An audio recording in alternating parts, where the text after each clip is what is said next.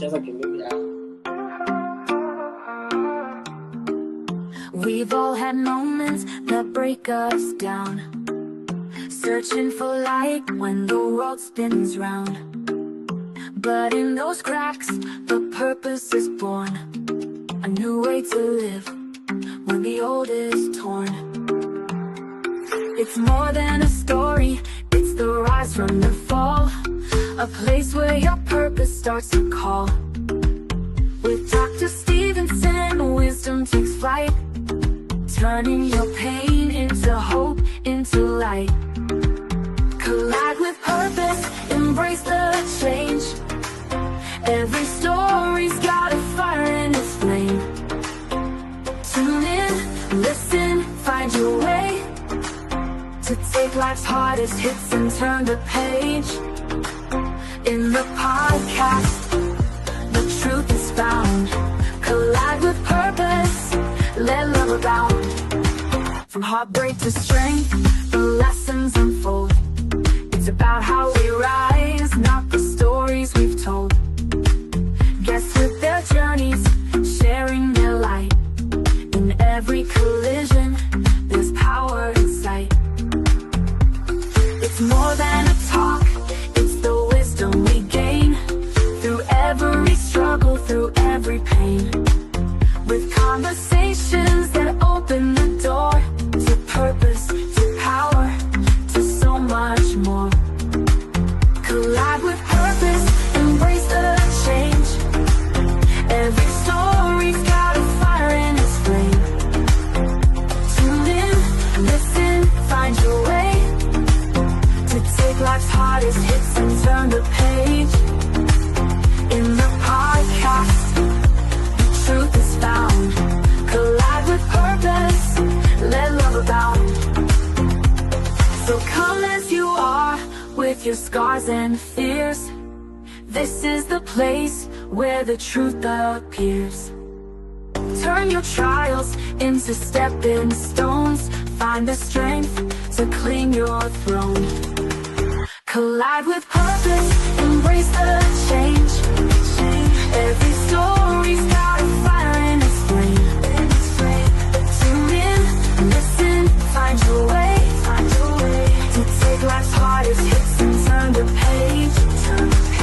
In the podcast, truth is found. Collide with purpose, let love abound. A collision with purpose, your journey starts here. In every conversation, we'll wipe away fear. Find your purpose, let your life ignite. With Dr. Stephenson, you'll find your light.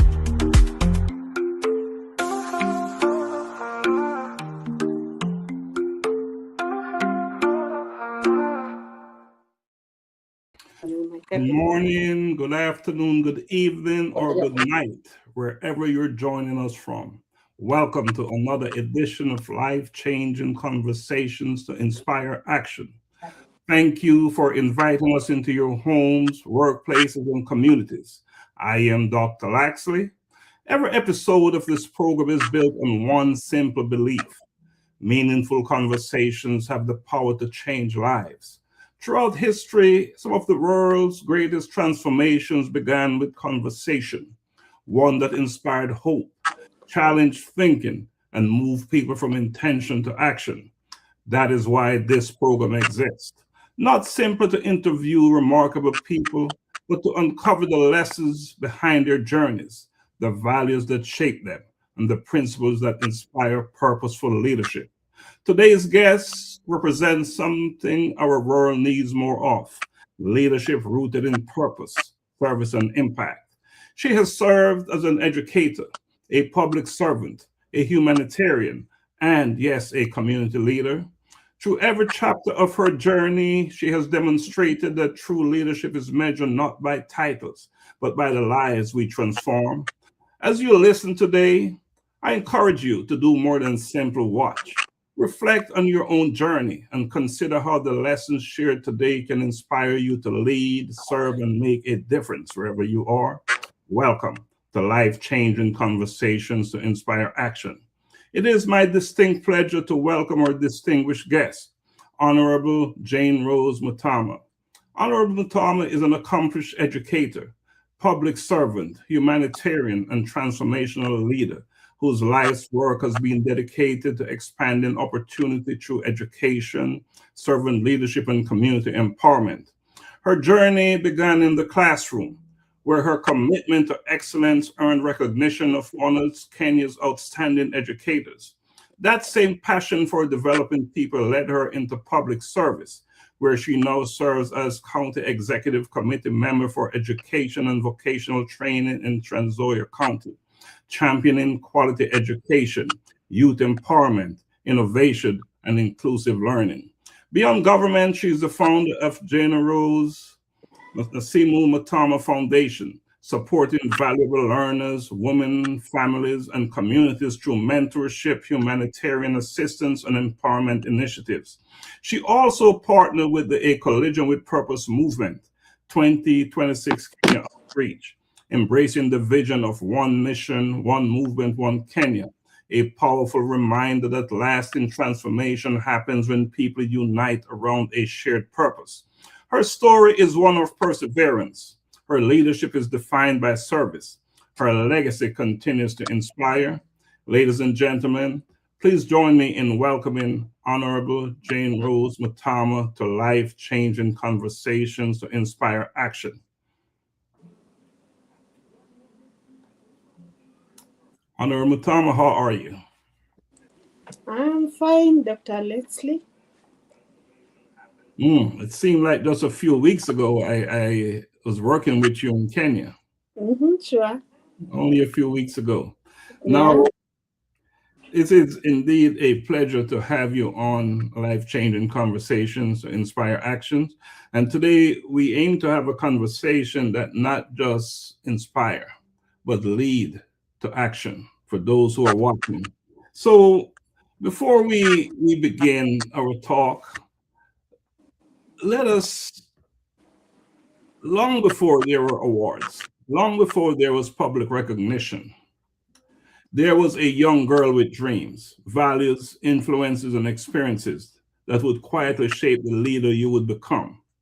I believe that it is important to understand those early years. So let us begin there. Honorable Mutama, for those meeting you for the first time, who is Janerose Mutama beyond the titles and public office? Wow. I would say mostly people would want to identify me with the titles, just like you have said. But from where I sit, I am a daughter from a humble background of a bishop and a church family. I am a mother, and above all, I'm an educator and a servant, as a people's servant. So that is what make me identify myself truly, especially as a people's servant, more than the titles that I hold. Yes, and I believe it is important for people to understand that, because often they know the public figure, but rarely do they have the opportunity to meet the person behind the public responsibilities. So looking back on your childhood, what experiences and people most shape the leader you are today? Just like I said, having come from a background of a family that base all its values and operations in church, I was brought up fearing God. And again, having come from such a humble background, it taught me how to work hard. From my family, I also learned how to work with people, how to appreciate people around me, and working hard to ensure that I achieve my goals. I went to a primary school, a very simple, humble primary school known as Mitoto, where again I interacted with people whose social status and mine were morally the same. So we really learned to support each other within that environment, within our different needs. We learned to work together on the same. I again went to a very humble secondary school where again I learned most of the values, most of the values in life. And the secondary school was a mixed school that helped me to even interact more and learning how to build relationships while I was young. And again, because it was a mixed school, it gave me an opportunity to work competitively with men. So it was like what men can do, I can also do. So that experience of learning in a mixed school helped me to be stronger and to be a fighter in life, to ensure that I get to the purpose that is there for me. That's awesome, to be competitive and to show that you're equally as capable to men, or even better, right? So why did you choose education as your first profession? And when did you realize it was more than a career, it was your calling? Mm-hmm. I believed that teaching is one of the noble professions. But once I entered class, when I was young, my dad is a teacher by profession. I used to admire him when he was interacting with learners. So it made me really admire working with learners. But now when practically I started teaching, when I went to class, I discovered that teaching is not just about delivering by teaching my subject, but it is also about helping these learners to shape their lives. A desire which I had initially when I was looking at my dad mentoring and bringing up other learners, and again considering the surrounding, my environment, my early life environment during primary and during secondary school. I learned on how to live a life where I could be able to support others.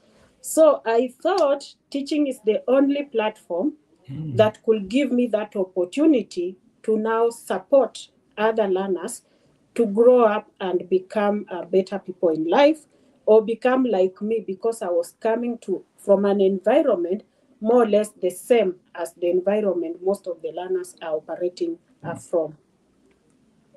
So your experience growing up is pretty much what they're experiencing. So that really informed you as to where they are in life. So that was quite helpful that you had shared experiences. So, one thing that stands out is that purpose doesn't always announce itself loudly. Sometimes purpose reveals itself through faithful service in places that seem ordinary at the time. Was there a defining moment that changed the direction of your life and inspired your commitment to public service? Okay, now I can't say there is a dramatic moment that made me. There's no really dramatic moment, but when I was growing through my profession and through life, I came to interact with a number of experiences, and these experiences now began shaping me slowly into what I am today. For example, when I was teaching, it opened my eyes that sometimes inequality may affect the opportunities that children get in life. Remember, when I started teaching from a county. We normally call it a hardship county. I started teaching in Turkana. Turkana is a very dry area, very hot area with a number of challenges. But when I got to start teaching there, I started interacting with learners who are coming from different backgrounds, and I could be able to see the difference between learners who are coming from this particular background, learners who are coming from this other particular background, and I could see the effect of each of the learners from the backgrounds they are coming from. And then as I continued with my teaching profession, I entered into I can say union politics. When I went into union politics, I was elected as an assistant treasurer of Kenya Union of Post-Primary Teachers. We refer to it as KUPPET. It is at that point that I started now engaging in advocacy. I started engaging in advocacy, engaging in negotiation for teachers and on behalf of teachers, and engaging in several other policy discussions. So you see, that experience made me realize that while teachers transform individual lives, good leadership can also transform an entire system. And then within a short time, I was invited. Now I got an opportunity to be engaged into public service, where now I was appointed in the county government as the county executive committee member for the Department of Lands. And then later, where I served there for 2 years, and by doing that, I started learning several other leadership skills. I started learning a lot about leadership in the system, in the government system, and so on. So later, I was transferred to the Department of Education and Vocational Training. So this has inspired me every day to build institutions that outlive individuals. So I grew up slowly from a classroom teacher, slowly into a teacher's representative, and now serving in a public space in the county government office. Wow, what a story. Many viewers may be waiting for one life-changing opportunity. Yet your story reminds us that our future is often shaped by courageous decisions made at the right time. If you could speak to your younger self today, what advice would you give your younger self? Yeah, of course. Anytime I'm speaking to learners, and like I said early, I'm a mother. So anytime I'm speaking to my children now, I feel like I'm speaking to that younger baby girl, that younger self version of me. And when I'm speaking to them, I remember my journey, and I remember what I've gone through, and I speak out of experience of that. Number one, what I will tell my younger self is that never to doubt myself. Remember, coming from that very, very, very humble, when I say humble, I mean very humble background, I never doubted myself. I was very focused. I dreamt, I had a dream, I had a purpose, and I was very focused working towards achieving that particular dream. So never doubt yourself. Sometimes we underestimate what God has placed within us simply because of how the journey looks. Sometimes the journey looks impossible, sometimes you're discouraged, but never doubt yourself. Number two, what I would tell my younger self is never stop learning. Yeah, never stop learning. Most especially when I started working, it's at that point that you discover you thought you know what you really, in real sense, you may not be knowing. So I opened up myself to a lot of learning. So what I would wish to tell the younger self of myself and others is that they should not stop learning while serving in any office, even when you're in class, everywhere, you just have to learn new things from other people. Some people have more experiences than we have. Some people have gone through challenges, which when they share with us, we are able to even learn more. And lastly, what I would also want to tell my younger self is that always choose purpose over popularity. Wow. Sometimes we may want to chase popularity, then we lose track. Remember, we are talking of service to people, service to humanity. So sometimes when chasing popularity, you may end up using crooked methods and ways to be at the top, to get on top of that ladder. But when you're choosing service, when you're choosing purpose, you'll be able to follow the right track. It may be difficult, it may be challenging, but once you're focusing on purpose, you'll not get off the track.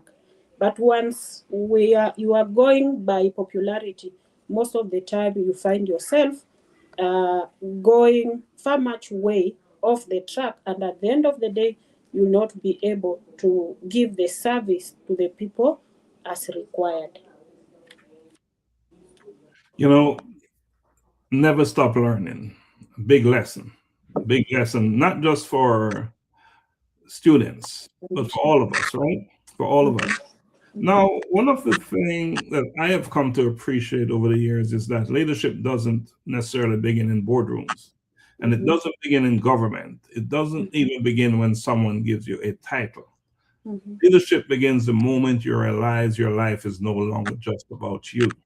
It begins when you accept the responsibility of helping someone else becomes better. So, what did your years in the classroom teach you about leadership, character, and serving others? Mhm. My years in classroom, remember when I'm in the classroom, what I learned is that people have different opinions. People, now I'm talking of the learners. Learners have different opinions. They have different ability to understand. Like, for example, I can say some are quick learners, some are slow learners, but you are a teacher standing there. So I learned to understand. I learned to understand people with their abilities, with their differences. I learned to be patient and listen more.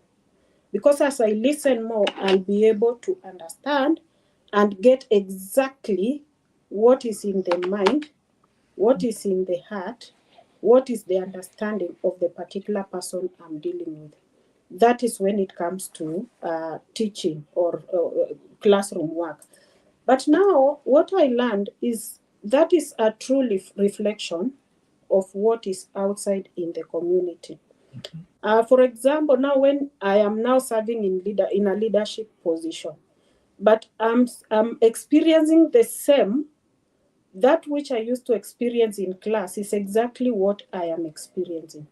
But because I learned how to handle it while in class, it is enabling me now to handle it better. Because in this public space, I have realized people will also understand differently. People have different needs. People accept situations differently.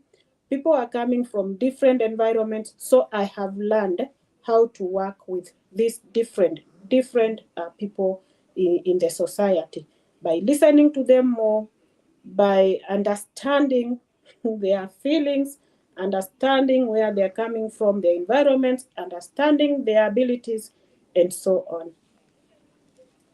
So it's about people, it's about relationships, it's about understanding that each individual have different needs and so forth. Right. So, Honorable Mutama, is there a student or experience from your teaching career that continues to inspire you today? Mhm. Um, I'm so inspired, especially as a teacher. It is only in teaching that I have seen someone celebrating an achievement that is not theirs. So when I was teaching, I remember we used to celebrate the learner's performance. And it gave me it taught me how to celebrate others. Mhm. Now, when teaching, I was very happy and proud anytime I would teach my learners and they would excel in exams. That was not the end.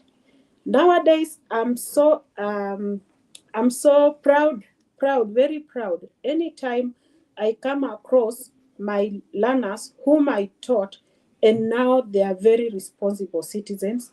They are doctors, they are professionals, they are doing different kinds of, they are pursuing different kinds of professions.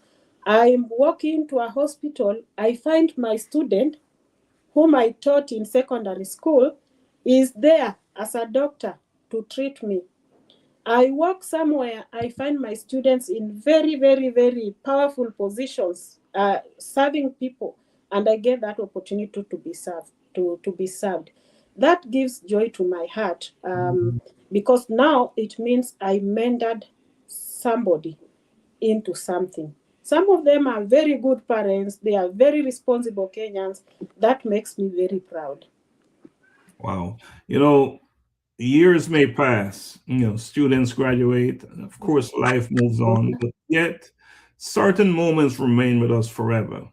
Those are the moments that remind us why our work matters. So sometimes we never truly know how one conversation or one word of encouragement changes another person's life. But you're sharing experiences that certainly attest to the importance of your work and how it has impacted many. So how did your work with, and make sure I get this right, is it COPIT prepared you for leadership beyond education? Mm-hmm.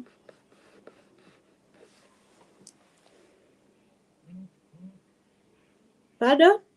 Yes. How did your work with, I think it's COPIT, KUPPET, prepared you for leadership beyond education? Now, KUPPET, like I said, it's Kenya Union of Post-Primary Teachers. Yeah, it's a union. It's more of a political. It's more unions are more of political, and I learned during that I was elected as the assistant treasurer of KUPPET. When I was elected, I learned one thing beyond now being in classrooms. I learned it was like a practical field now for me, where I learned where to, people will have diverse opinions. Teachers will have several diverse opinions. That is the challenge now with teachers. Everybody in the teaching profession, everybody knows everything. So everybody has these very diverse opinions. But you now, as a leader in the union, you need to look for a way to harmonize all these opinions, so that as you are representing them, you are representing their voice, not one group's voice. Because you may find this particular group has this opinion, this other group has this different opinion, the other group, like 10 different groups with 10 different opinions. And you are a teacher's representative who is supposed now to represent them to the employer or whatever you're supposed to represent them, but you are not going with one opinion for one particular group. So you must have harmonized, so that as you represent them, you are representing the opinions and the feelings of the entire teachers fraternity. I also discovered that sometimes resources are limited. And when the resources are limited, you just must fulfill the needs of every other person with the needs around you. You just need to fulfill, to meet those needs. But remember, the resources are limited. So it taught me negotiation and prioritization of these particular needs. But as I'm prioritizing, remember there is this other person with a different opinion on how we would have met this particular need instead of meeting this other one. So I will have to ensure negotiation, so that at the end of the day, as we are meeting this particular need with the limited resources, all the parties are at least satisfied with what you are doing as their representative. So that has taught me, even now when I got into the public space as a servant, remember counties also have resources that are never enough. So it has taught me now how to interact with the members of the community, reason out with them, negotiate where possible until we are in agreement on what is best for us at that particular time with the particular resources that we have. You know, listening to you talk about sharing your story, it's evident that every season of your life was quite preparing you for what would come next. These days, education faces enormous challenges. Technology is rapidly changing. Artificial intelligence is transforming industries. Young people are growing up in a very different world than previous generations. From your perspective, what are the greatest challenges facing education today, and where do you see the greatest opportunities? One thing that I have experienced during my working in education, starting from when I was a teacher, not even when I was a teacher, when I was a student, when I became a teacher, and today now I'm a minister in the Department of Education, I have learned that in generally we have greatest challenges in ensuring equality to education to all learners. Because now some of the learners are coming from very vulnerable families. Some of the learners are coming from middle level families. Some are coming from families with advantaged families. So balancing, bringing these learners together in the name of we are providing equality in education, sometimes it is a challenge. Remember, from where I sit, education is a very expensive affair, and therefore it needs some shared responsibility. There is a role to be played by a parent, which involves maybe taking care of some financial costs in terms of education. There is a role that has to be played by the government. But at the end of the day, we find the burden, the financial burden on education for our learners sometimes is too high for some of the parents to afford. And that one has led to most learners not being able to either attend school, or if they attend school because of frustrations, they are not able to perform to the expectation. They are not able to reach to the dreams, the purpose where they're supposed to reach because of the interference caused by financial or social other challenges. Then apart from that, we also have another challenge. The kind of schooling we went through is not the same or kind of schooling that our children are going through today. Education is changing. It is changing. Life is changing very fast, and the cause of this change is due to the change in technology. So you find that artificial intelligence, climate change, and the evolving global economy is demanding new skills and new way of thinking. But still, it is bringing us back to the cost, the financial aspect. How do we get there? For us to bring our learners to the level of the current technological world, we really have to invest in technology. Do we have the resources? Yes, we desire to be there, but do we have the resources enough to enable our education system get to that level? And again, another challenge is that our learners have become more exposed. They have become more exposed using their own ways. They have become more exposed. Then they are dealing with us teachers or parents whose background is different from them today. And we are the ones now bringing them up. We are the ones now teaching them. Yet they are far much ahead of us because of the technology. So it means even us now, we need to upgrade. We need to upgrade ourselves. Again, we come back to the resources. Are there enough resources to upgrade all the parents? Are there enough resources to upgrade all the teachers? Are there enough resources to upgrade people surrounding these children so that we are able to move from the same level? That is another very serious challenge when it comes to education. But we are hoping that as we engage more and more in such conversation in the education sector, we are going to find ways to ensure that it is done, to ensure that we are moving with the times. We are living and teaching our children as by the time how the technology has moved and where technology is today. Thanks for sharing your perspective, a very important one indeed. I believe that education must do more than prepare students to pass examinations. And too often that is the case. Education is to prepare students to solve problems, to think critically, to collaborate, and to innovate. And you shared that, in your perspective, and also to lead, because, and you said it earlier, the future belongs to people who never stop learning. You made that point very clear early. What message would you like to share with educators who are not shaping? What message would you like to share with educators who are shaping the next generation? I want you to speak directly to educators. Yeah, now,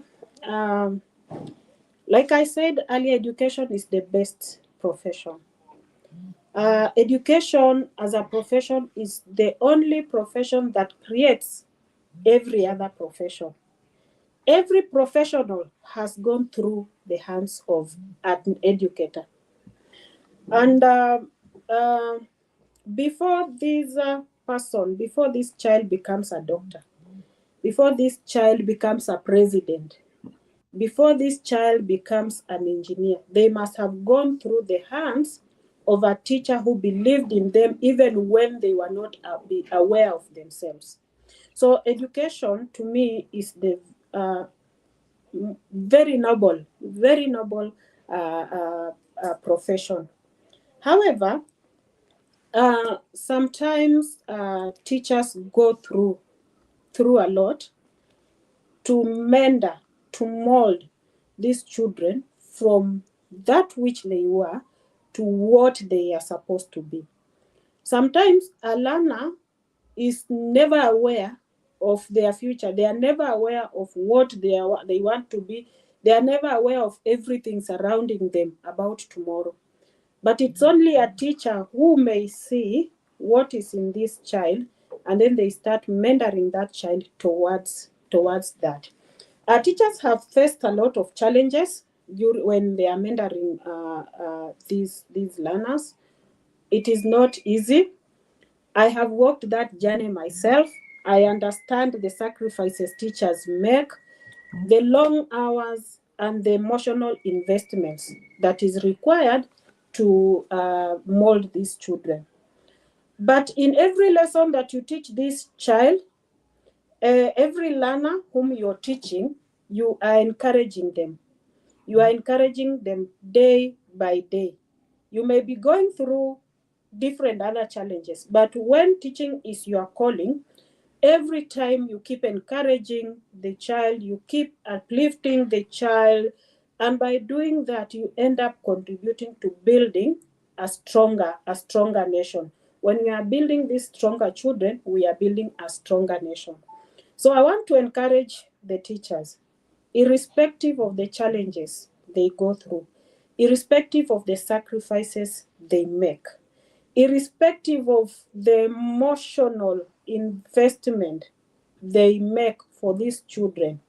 Like in the county government, I'm dealing with educators who deal with early child learning. You can imagine those children at the level of early child learning, an age of between 3 to 5 years. they really know nothing about themselves. So it only calls for the sacrifice of this particular teacher. It calls for the heart and the calling to ensure that they are molding, they are putting in their all to mold this very young child. So I want to encourage them to remain to remain passionate, to treat teaching or education as a calling more than a profession. They just treat it as a calling, and they continue nurturing these children, not only to make them intelligent, but they mold them to ensure that they are compassionate, they are ethical, and they are responsible citizens. Because education is simply not about producing graduates. You may focus on producing graduates, then at the end of the day, you are producing a graduate who is learned on paper, but when it comes to the community now, they are not able. They are not able to fit into the society. So what teachers are doing now, mostly, what I would recommend and encourage them is to treat teaching as a calling to mold this learner, to make them, to develop leaders who will make the world better than they found it. Thank you so much for that perspective. You know, I sincerely hope every educator watching tonight hears and listen to your message. You know, teaching is one of the few professions that create every other profession, and you said it. Behind every doctor, every engineer, every entrepreneur, every judge, every scientist, every public servant, there was a teacher. Someone who believed, someone who invested, someone who refused to give up. And that is the message you are sending tonight. Education is not simply about transferring knowledge. It is about unlocking potential. And you know, when teachers embrace that responsibility with excellence, they become architects of a nation's future. And I hear you loud when you said that. It's about community building nations, right? So, you know, your journey reminds us that leadership did not begin when you entered government. It began years early with one student, one lesson, one life at a time. But now, let us talk a little bit about leadership beyond the classroom and purpose meets public service. What inspired your transition from education into county government? Wow, that's a wonderful question. So for me, public service was never about leaving education. It was just about now expanding my reach. We normally say, once a teacher, always a teacher. In our community here in Kenya, I have seen the community, people in the society, believing a lot in teachers. Whether a teacher is retired, they would want to seek guidance, they would want to seek advice from teachers on matters concerning the society. So once you are a teacher, you are always a teacher. Even if I become a president today, I'll just be called teacher, teacher president general. So I didn't leave education. I just expanded my scope to educate now the community outside the classroom. But what inspired me to now get to give my service in the county government is because there are moments where sometimes you need somebody who will identify your ability, somebody who will want to nurture and mentor you after they have identified your ability and your purpose. So I was lucky. I met someone who saw my potential. There's someone who saw a potential in me and gave me that opportunity to serve at a broader level than in a classroom. Many years I have been taking teaching as a calling. It gave me the opportunity to shape young minds, to nurture discipline, and to contribute to the future of the children. But now these children are coming from a community They are coming from a home where what I'm shaping them today, the home, the family also need the same service, such as such as what I'm giving to the children. So when I got an opportunity to be held my hand by somebody who identified my ability and gave me an opportunity to get into the county government, I was so inspired because it had now opened my scope wider for me, not just to serve these children in the classroom, but to get a wider opportunity to even serve their parents, to serve their neighbors, to serve their friends, to serve their brothers, and so on. So the person who gave me that opportunity was my governor, His Excellency Governor George Natembeya, who identified me and gave me now the opportunity to serve under the Department of Lands, Physical Planning, Housing and Urban Development, where I served for 2 years, and later now he transferred me to the Department of Education, where I'm serving to date. But when I got there, it opened my eyes. It opened my eyes to the fact that service can take many forms. It is not necessarily that I must be in position A to be giving service to people. I can change the location, I can change to any other place, but I'll get a better opportunity again to now serve people maybe better than where I was initially. So because the opportunity came to me with clarity, it came to me with purpose, it came to me with readiness, I felt like now the next assignment of my journey is aligned with the passion for service and my desire to make meaningful difference now in the people of NZOIA, not just the learners at St. John's or the teachers in Kupet, but for the people of NZOIA. Oh, sometimes the greatest opportunities arrive disguised as greater responsibility. And often when that happens, the question isn't, am I ready? The question is, am I willing to serve where I am needed? And that is exactly what you did. You're now serving where you're needed most. So, Honorable Mutama, you spent years leading in the classroom before stepping into government. What leadership lessons from education proved most valuable once you entered public service? Most valuable.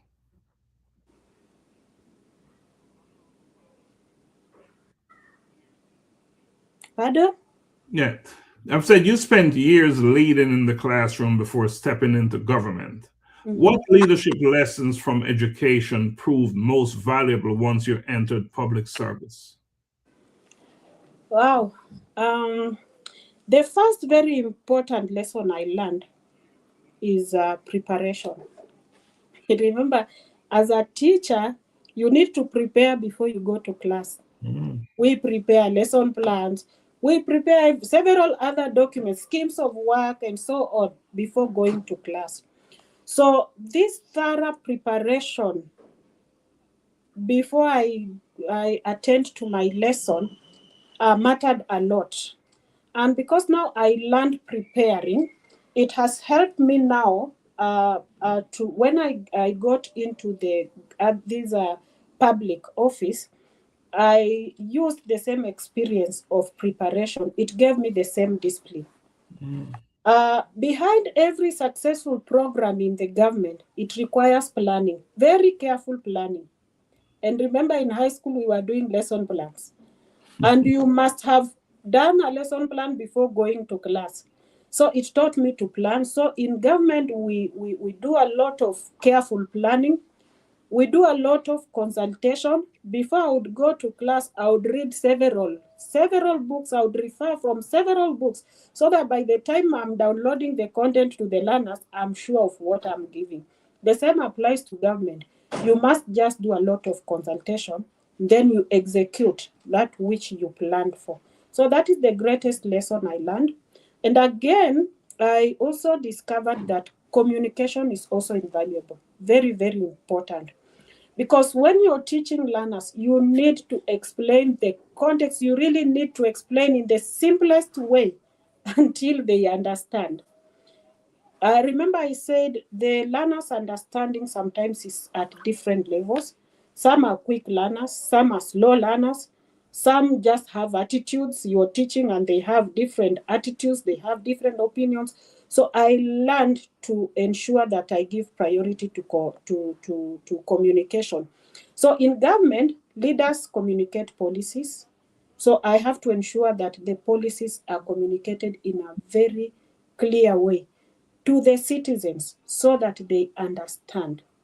They understand well what we are doing and why we are doing that and why we should do that. It is the greatest lesson in leadership because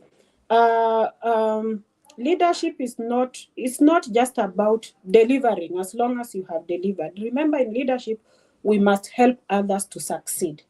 So if you are not communicating well on the intention of why you are doing, on how you are doing it, and why you are doing this instead of doing the other, you may end up moving yourself. You are moving alone as a leader, but you are leaving people behind because they are not getting what you are doing, and you are not even getting why they don't want to understand what you are doing. So you must communicate in the simplest way, in the clearest way for the community to understand, or for the people you're serving to move along with you towards the specific goal which you want to attain. Yeah, so planning, communicating, listening, understanding people, all those are skills, values brought from the classroom to your public service. Now, public service is rewarding, but it can also be incredibly demanding. Honorable Mutama, as a county executive committee member, what has been your greatest leadership challenge and what has it taught you? The greatest leadership challenge, like I even shared and when I was serving as a corporate representative, I discovered that, like I said early, resources. Resources, the reality is that when you're in public service, the community's needs always exceed the resources that you have. And as a leader, you just must meet those needs, irrespective of the resources, irrespective of the limited resources. So it is at that point that you need to make very difficult choices about priorities. While knowing that every request represents real people on the ground, but you need to consider the very genuine needs. But unfortunately, sometimes we are working in political environments. So in as much as people may be knowing the priority or genuine needs, but because of political interest, they would want to push you towards paying attention to another different need, which fits now their political interest, at the expense of meeting a particular need that is a genuine need of the people because of the priorities. It is at that time, now as a leader, you get to crossroads.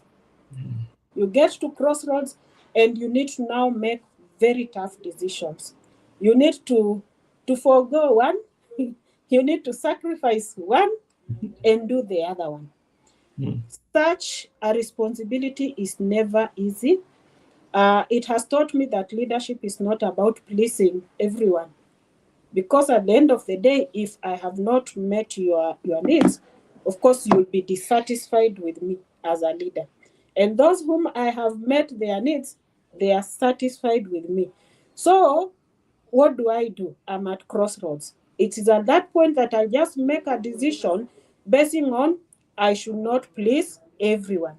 But now at that point, you move with the principle of making a fair, transparent, and informed decision that will serve now the greater good. You are able now to come out and make people understand you made this decision, you attended to this particular need because of the fairness, transparency, and making an informed decision rather than wanting to please everybody. I have also learned that integrity becomes even more important during such difficult moments when you need to make tough decisions. You really have to look at your integrity. Yes, you may make a particular decision to please a particular group of people, but it goes down with your integrity. The larger part of the people will never trust you, will never believe in you.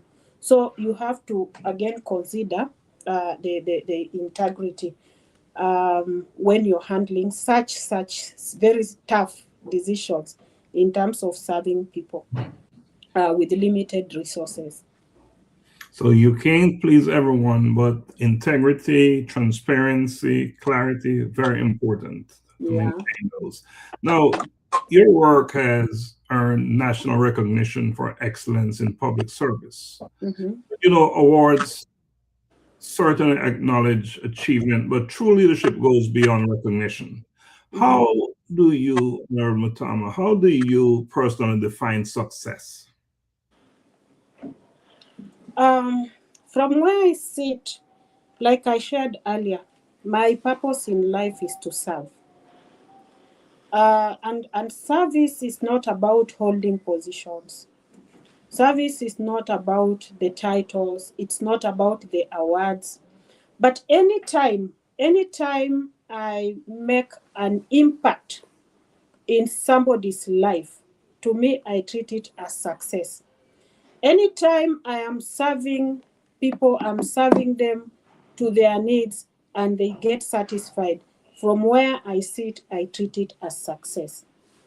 But I also appreciate that many a times when we are doing this, when we are serving, we go through a number of challenges. But when you find a person, a people, a group, a team, a government recognizing the efforts that you are making to serve these people, it gives you joy. It encourages you to push more and more and more in terms of service. But according to from where I sit, anytime I have done it to the people, anytime I have met their needs, I have served them as required, and they are satisfied, I have uplifted them. From where I sit, I treat that as the best success. As County Executive Committee member for Education and Vocational Training, you have the opportunity to shape policies that will influence future generations. Honorable Mutama, what is your vision for the future of education and vocational training in NZOIA County? Now, from where I sit as the County Executive Committee member, I have the opportunity to making policies that guide the running of education system in the county, especially in the early child, that is the early learners education. We call it ECD. And our mandate is also at the vocational training centers. So my vision is to build an education system that will prepare every child, every young person, not only for examinations, but for life. Development, an individual's development begins at that very early age. So we have been entrusted with the greatest task of developing these individuals. So it is my desire that by the time I am leaving office as the CEC Education in NZOIA County, I will have put in place a system that will ensure that at the end of the day, this learner has not only been prepared for examinations, but the learner has been prepared in totality for life, even as they transit to the next levels. We also have our vocational training centers, which are skill-based. Most learners, when going to higher levels of institutions of learning, most of the other learners who are unable to go there would want to seek skill jobs. They would want to go to the industry, seeking industrial jobs. So most of them would want to go for these industrial jobs, yet they don't have the skills. So in our vocational training centers, we provide those skills. But now I am envisioning these vocational training centers to be modern centers. Modern centers in a sense that we will be able to prepare our learners. We need to prepare our learners to become, to acquire skills in technology, in agriculture, in manufacturing, in construction, and entrepreneurship, so that by the time they are getting into the market, they are getting into the market they are getting into the market when they have all the required skills. They need to be an asset as they get into the market. Like now that I'm a CEC in Trans Nzoia County, I want every industry to be running for graduates from Trans Nzoia County, because I believe from the policies which we are developing, we want to cook them better enough to get into the real industrial world when they are well prepared. Yeah. Wow. Throughout your journey, you have become a role model for many women and young girls who aspire to leadership. Mm-hmm. Honorable Mutama, I want you to give some advice. What advice would you offer to young women who dream of leading, but many question whether they're capable of making a difference? Mm-hmm. I would wish to advise young ladies, young women, going by my experience. Remember, I'm a woman, I'm a mother, and going by the societal beliefs, many at times, people have been believing that women cannot do or not hold certain positions, or they cannot perform certain tasks. What I would wish to tell young women is that believe in yourself. Never allow someone's opinion define your potential as a woman. Because going by the societal opinions, most women have been discouraged. But if we believe in ourselves and we don't allow to be dictated, to be directed by other negative opinions around us, we can be able to focus on our goals and our purpose, and we can deliver.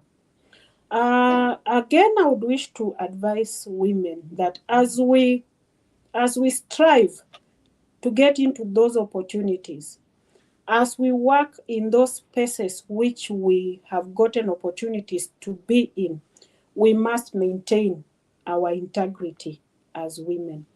Because reputation is one thing, the few things no one can take from you unless you surrender it yourself. Sometimes women, we tend to want to lose our integrity because we want certain favors, we want to climb certain ladders, so we throw integrity to the dogs. We throw care to the dogs. But remember, as you do that, it becomes short-lived. Already you have damaged your integrity, you have damaged your reputation, so it will not even give you an opportunity to grow. But once we maintain our integrity, we maintain our reputation, we may face challenges as women in those spaces, but nobody can take that from us. So integrity will open for us more and more opportunities when you have integrity. There will be moments when you are underestimated simply because you are a woman. But when you are underestimated, let your work speak for you. You don't fight. You let your work speak for you louder than the stereotypes. You seek mentors, but you also strive to becoming a mentor. As you climb, ensure you are lifting other women to climb together with you. Yeah. And finally, remember that leadership is not about being the most visible person. I said that earlier. Don't chase popularity. It's about creating opportunities for others also to succeed. And when your leadership improves, the lives of those around you will also improve, and your influence will outline your position as a woman. Yeah. Powerful stuff there. You know, beyond your work in government, you Mhm. established the Jane Rose Nasimiyu Mutama Foundation, Mhm. which is an extension of your commitment to serving vulnerable learners, women, families, and communities. Mhm. What inspired you to establish your foundation? Mhm. Uh, when I was growing up, like I said, I looked at the environment where I had come from. I became a teacher. I taught in schools where I interacted mostly with vulnerable, with learners from vulnerable families. Then I got a better opportunity now to serve in the county government, where again it opened up my scope of interacting now, real interaction with the community, down the grassroots community. And I discovered that there is need. Like I said earlier, the government resources, sometimes they are not enough to meet the real need of the community, of the people in the community. And most of the time, partners have been coming on board to support the community in different other aspects. So having gone through such a life, and I had the passion to support and give back to my community. Remember, I was giving back to my community when teaching. When I was a teacher, I was mentoring and taking care of learners. Now I have widened up my scope where I'm serving the general public. But they have needs. What should I do as Janerose Nasimiyu Mutama to give back to this community? I'll give back to the community through service, whatever form of service, through whatever resources, however limited, but through whatever resources I have. But to be able to do that well, I need to do it in a structured way, a structured way. That is what motivated me now to begin Janerose Nasimiyu Foundation, which now will enable me to give back to my community, but in a well-structured way. You know, purpose has a way of expanding, and when your heart is committed to serving people, you often find that one platform is never enough. And you begin looking for more ways to create opportunities to restore dignity and bring hope where it is needed most. Mm-hmm. Throughout your work, Mm-hmm. you have consistently emphasized empowerment rather than dependence. Mm-hmm. Why do you believe empowerment is more effective Mm-hmm. than charity alone? Uh, I was taught by my father, and it is a common saying that you teach me how to fish rather than giving me the fish itself. You'll give me the fish today, I'll eat to my satisfaction, but tomorrow you'll not be there to give me some more fish. So I'll have to sleep hungry. I'll have to suffer because now you have given me today, tomorrow either you're not there to give it to me or tomorrow you're giving to another person. But if you have taught me how to do the fishing myself, even when you are not there, I am able to go fish and feed myself. So that is what inspires me to um, focus more on empowerment rather than charity. Charity is good, yes, and it gives you an opportunity to satisfy the needs there and then. But once my needs are satisfied, I need to be somebody to lift me so that tomorrow I'm able to satisfy myself and also help another person. And as I'm helping that other person, I also empower them. I also empower them to take care of themselves tomorrow and empower another person again. So it becomes a chain of help and empowerment at the same time. Yes, indeed. Empowerment creates ripple effects that can influence families and communities for generations, right? So very important. Charity, as important as it is not the way to go. Empowerment is. Your humanitarian work has brought you face to face with people from many different backgrounds and circumstances. In fact, it brought us together. What has humanitarian service taught you about leadership and the needs of communities? Pardon? Yeah, I was saying that your humanitarian work has brought you face to face with people from many different backgrounds and circumstances. What has humanitarian service taught you about leadership and the needs of communities?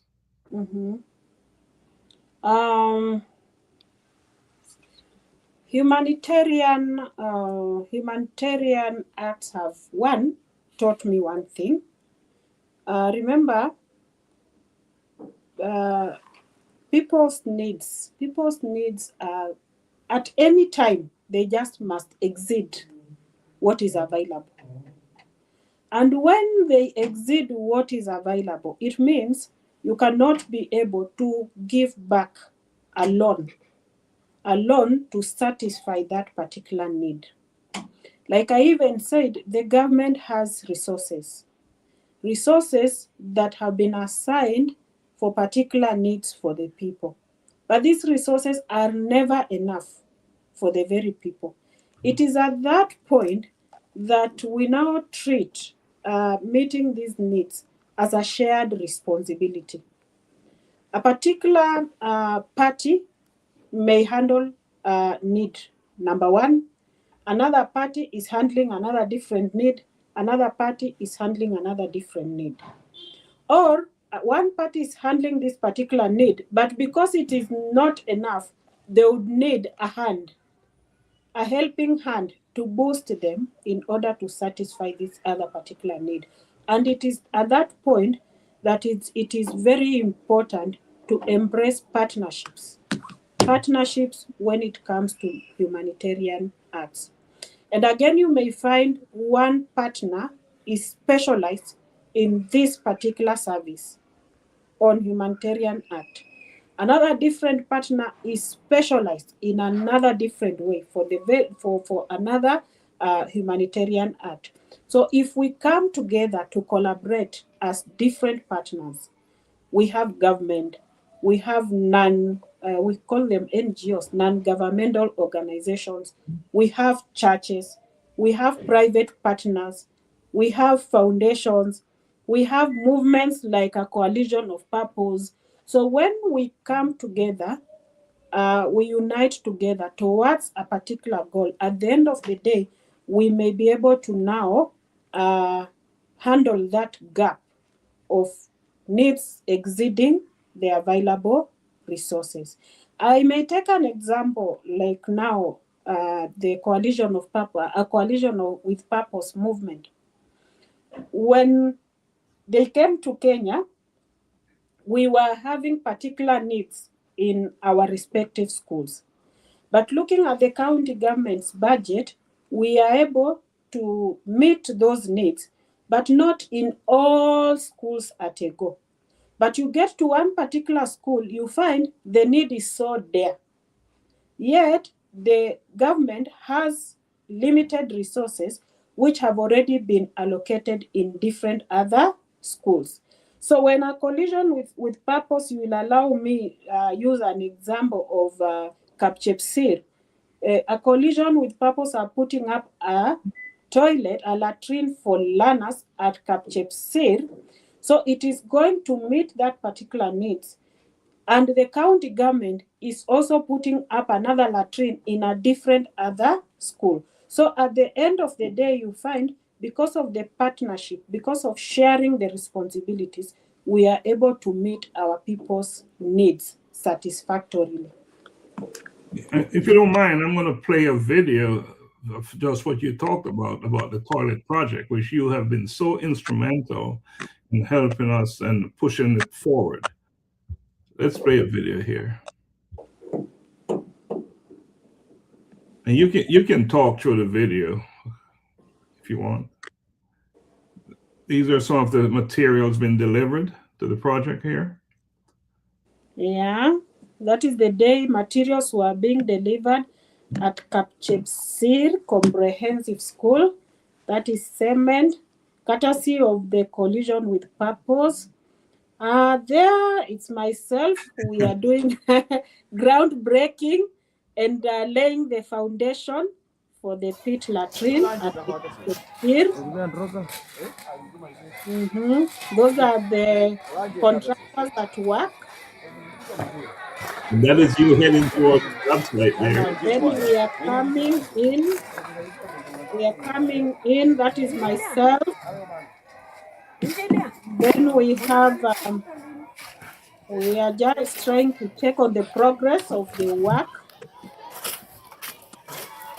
Then we have,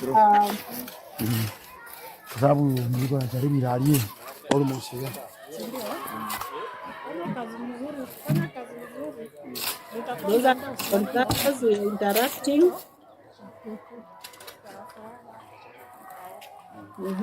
Together with us, we also we were also with a lady known as Kisiangani Elizabeth, whom the Coalition of Purpose are dedicating the project to. There, the project is progressing well.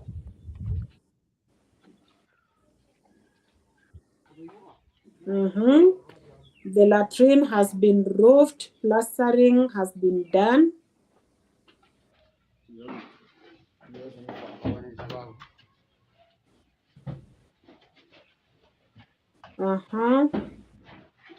Flooring work has started.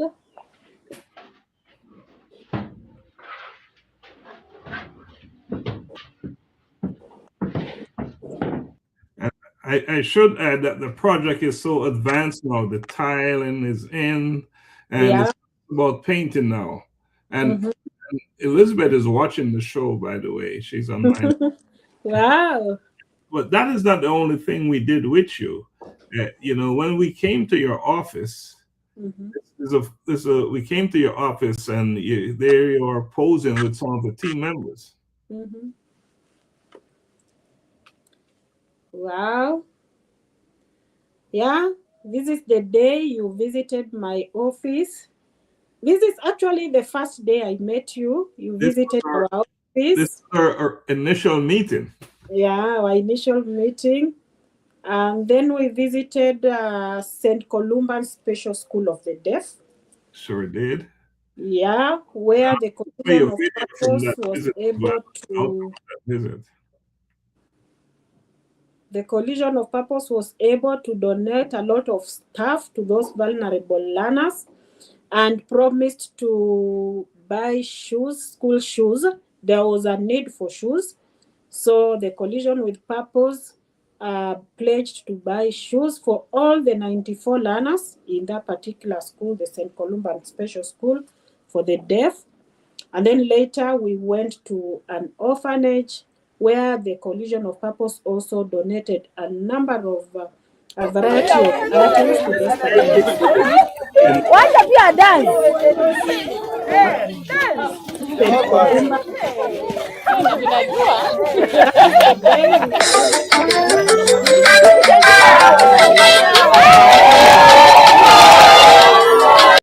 All the learners are happy. They are wearing the school shoes.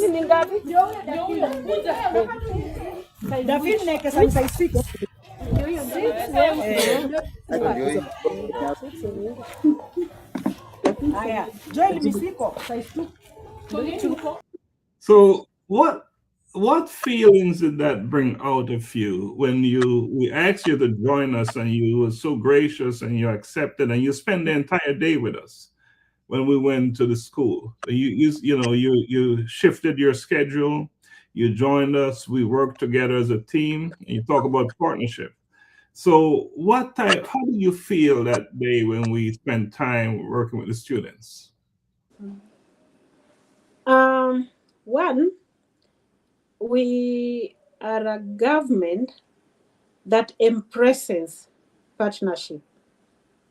And on behalf of the governor, he instructed me to take good care of his guests. And taking good care of his guests would have meant being with you for moral solidarity, for solidarity support. And again, it touched my heart. Remember, my passion is giving back to the society. So anytime I come across a friend, a partner, or anybody who is giving back to the society, and most especially to our children, it really touches my heart, and I devote my time to giving all the necessary support required. So we were very happy. We were very happy to have been lucky to have been identified by the Collision with Purpose, visiting and giving back to our schools. We could not have taken that for granted. So I was doing that on my own behalf because of the passion and on behalf of our governor, who really appreciated the work that was done by the team. Yes, I want to show another clip here. We This are is grateful to the at another Coalition school. team for these blessings that they have brought to our lives. On behalf of the governor, I really lack words to say. And we talk about the milk program. That was another special moment there. Yeah. Now, remember, we are working as partners. So when you are coming in with a number of different support, the county government was to support you, to partner with you, as I was not there to just walk with you around. I was there to tell you, you're doing well. We can move. I was there to pat your shoulders as you're doing the same. Now the governor said, as they take other goodies to these learners, kindly accompany them with the county government's milk. So they receive items from our guests, and then they also receive milk from the county government. A clear evidence that we are working together as partners. That is why we ensured that we had sufficient milk for all the students and the schools you visited on that day. And I should also add that when we gave the shoes, you also donated socks from the team. Yeah. And you Yeah. contributed again with the labor when you had some of the workers doing the labor for the toilet. That was Yes. part of the contribution as well. So that's a good partnership. That's a great partnership, and we, of course, we'll do more together. Now we're Thank running you. out of time here. You know, a conversation with you is more than an hour, of course. But unfortunately, we don't have that time. So we're gonna move it forward, right? So, you know, what did this experience teach you about the power of partnerships between communities at home and specifically those abroad? Because, of course, my organization, the Collision with Purpose Movement, we are primarily Jamaicans with a few of our American friends, but we're from Jamaica. And so you're working with people from way across the ocean. What did that experience teach you working with people who look like you but are from other countries? To me, it gave an extraordinary impact. When we are working with partners, the community is used to us as a county government doing things a particular way, serving particular needs. But now when we are working with partners, like we are working with now a collision with purpose, to me it gives an extraordinary results to those people whom we are serving. Remember, I want to use an example like when we went to St. Columba's and you gave shoes. How many times has government given shoes to learners in the schools? How many times have government afforded, even if we would have wished to give the shoes, how many times has government even afforded to go such an extra mile? So when we are working with partners from where I sit, it gives a greater impact because it gives a boost in terms of resources that require to get to the community. Like at St. Columba's, though some of those learners were walking barefoot, and I can imagine how painful it is to walk barefoot in such a hot sunlight. I remember you came during a sunny season. In such a hot sunlight, a learner walking barefoot. Then this very learner is going to the government to request for shoes, yet they even don't have food, whether for lunch, breakfast, or supper. So the government will prioritize giving them food. But we have this other partner who has seen this other their need, and they can be able to bridge that gap by now providing the shoes.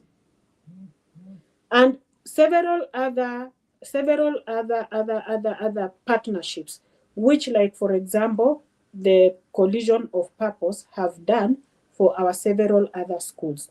I can also speak about other partnerships that we have, like a county government. We have a partnership from a team from Netherlands who are now empowering our vocational training centers. Like I said, vocational training centers require, it is skill oriented. So it will require equipment, practical teaching and learning equipment, because they only learn practicals. Do we have all the required resources to facilitate those vocational training centers with equipment? The answer is no, because we again require to meet some other needs. So we have partners from Netherlands who now normally donate tools for teaching and learning. We call them tools to work. So they donate those tools to work, then we distribute to all vocational training centers. That means the little resources we have, we use now to meet different other needs in those vocational training centers.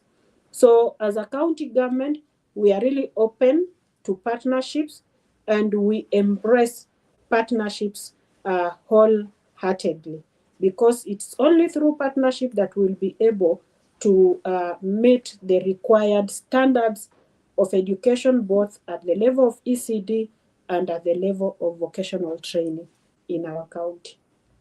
And I will add that partnering with the county government, and specifically with you, has made building this toilet and working with the schools much easier.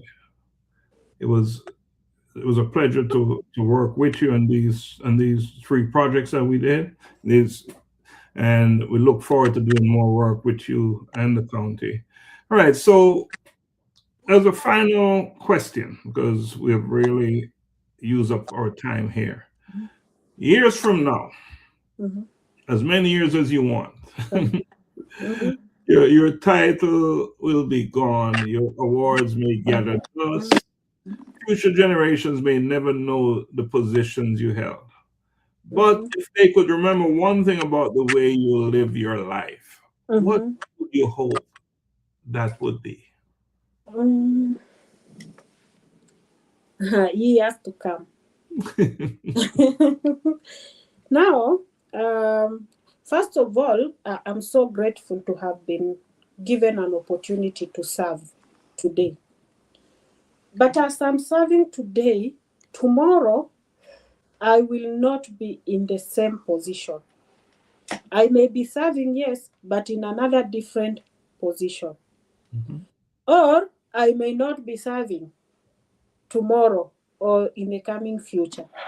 Now, my biggest challenge, which I normally challenge myself, is that today as I am serving, what impact am I leaving in the lives of the people I am serving?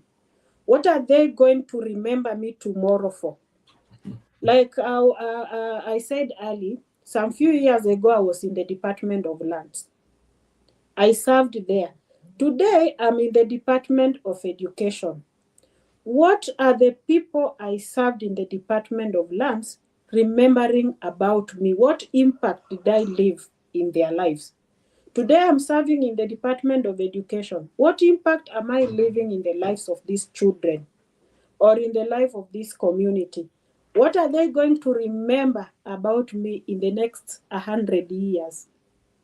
For example, I went to primary school during the time of my very early years of education. I went to school during the time of our late President Moi. To date, even my children who were never there during that time, they know a story about President Moi na maziwa ya Nyayo. And it is several years since we took the milk. So I am inspired by leaving a mark during my service, leaving a mark in the people's lives, leaving a mark in the system. Several years to come, people will say they lived a person called Janerose. She served us in this particular area, and this is what she did for us, which we are living up to this particular time. That is my desire as I serve. And what a desire, what a legacy. All right, so final thoughts. Anything else you'd like to add before we go?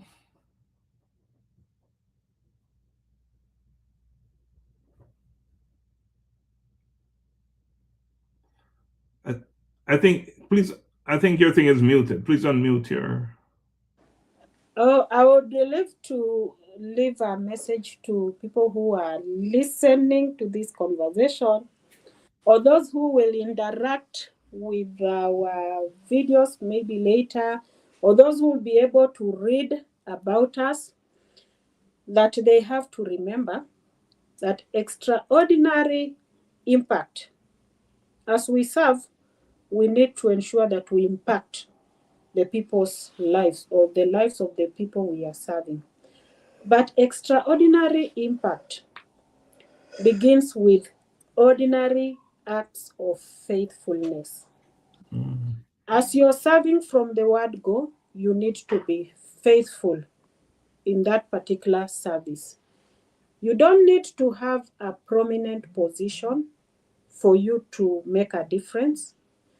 I started making a difference when I was still teaching. During my early years of teaching, I started making a difference slowly by slowly. I later grew into a teachers' union representative. I grew again slowly. I am today a CEC in the county government. I am still growing, but in every position where I have served, however the title, I purpose to make impact. I purpose to make a difference. So as we are serving, we have to understand that we need to begin from where we are. Irrespective of having a position, irrespective of having an office, begin from where you are. Then number 2, serve with love. The people you're serving them with love. Then serve with excellence. Strive to excel in the particular service you're serving. But as you're serving that, never forget, never climb alone, never walk alone. Ensure as you're doing that, you are opening doors for others. Those who need opportunities, ensure you open doors for them as you move.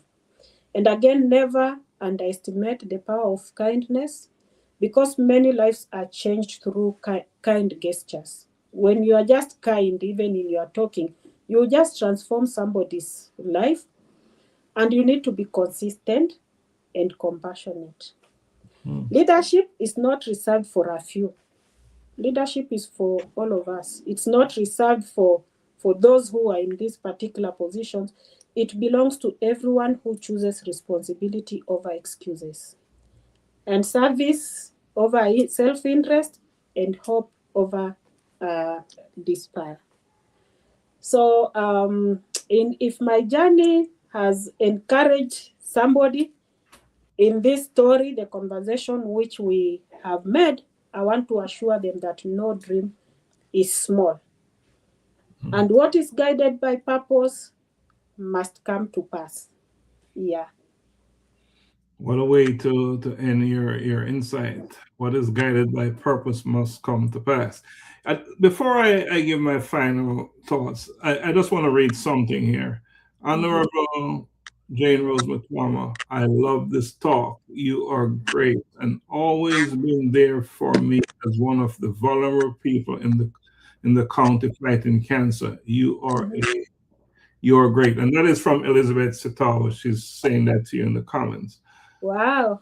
And you'll go back and see all of this. So she's been commenting quite a bit. All right. So let me first say thank you. And it's been an extraordinary conversation. Today we have been reminded that greatness is not defined by the titles we hold. It is defined by the lives we touch. Your journey, Honorable Mutama, teaches us that leadership begins long before public recognition. It begins in the classroom, where teachers believe in their students. It grows through service that places people before personal ambition. It is strengthened through integrity when difficult decisions must be made. And it reaches its highest expression when success is measured not by what we accumulate, but by what we contribute. One lesson has echoed through our conversation is that purpose is never about us alone. Purpose always points towards others, toward serving, toward encouraging, toward building, toward leaving every community stronger than we found it. That is a lesson our world desperately needs. So, on behalf of everyone watching around the world, I want to say thank you, Honorable Mutama. Thank you for your authenticity. Thank you for your humility. Thank you for your commitment to education.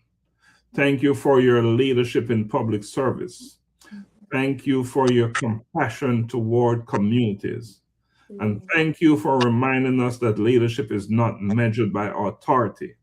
Leadership is measured by responsibility. Responsibility to lift others, to create opportunity, to inspire hope, and to leave behind a legacy of service.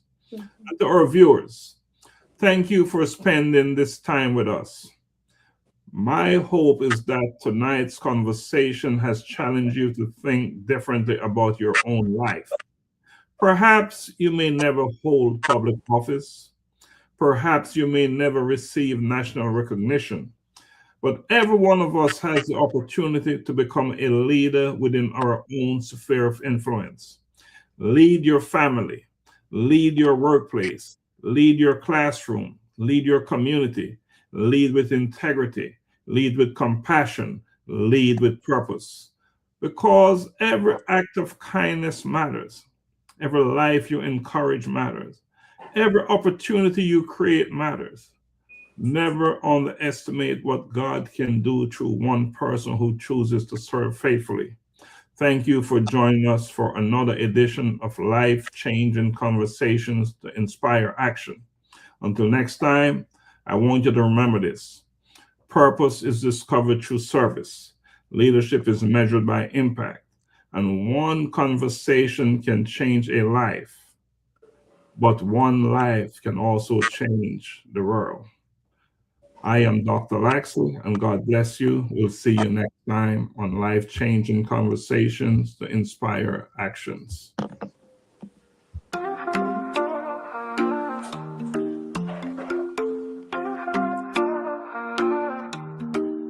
We've all had moments that break us down, searching for light when the world spins round.